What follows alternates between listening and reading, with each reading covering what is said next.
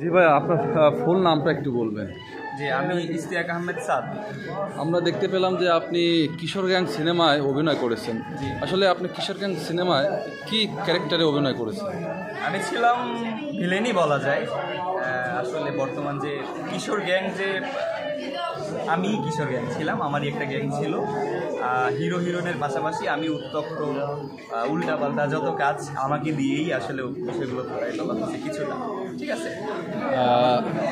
বাংলাদেশ চলচ্চিত্রের বর্তমানে যদি আমরা ভিলেনের কথা বলি, তাহলে কিন্তু ভিলেন যতগুলো আছে সবাই কিন্তু মানে একটা বয়সের চলে গিয়েছে। সো এখন নতুন কোনো ভিলেন এই মুহূর্তে বাংলাদেশ চলচ্চিত্রে দেখা যাচ্ছে না। তো আপনার নতুন আবির্ভাব হলো, কেমন লাগছে? অবশ্যই ভালো লাগছে, আমার তো অনুভূতি অবশ্যই ভালো লাগবে। আমি একটা কাজ করেছি, এতটা বড় সুযোগ অবশ্যই আমি এত ছোটো বয়সে পেয়েছি, এটা আমার জন্য অনেক বড় কিছু। অবশ্যই আমার খুবই ভালো লাগছে এবং আমার ইচ্ছা স্বপ্নটা তো অনেক বড়। আমি কারোর সাথে তুলনা করতে চাই না, আমি কিন্তু তাদের থেকে শিখতে চাই। শিখতে শিখতে আমার নিজেকে অনেক দূর নিয়ে যাওয়ার ইচ্ছা আছে, বাকিটা আপনাদের দোয়া। আমি যদি একটু বলি, সেটা হলো বাংলাদেশ চলচ্চিত্রে বর্তমান ভিলেন আছেন যিনি খলনায়ক, মানে টপ লেভেলে দুইজন ব্যক্তি আছেন বর্তমানে, মিশা সওদাগর এবং ডিপজল।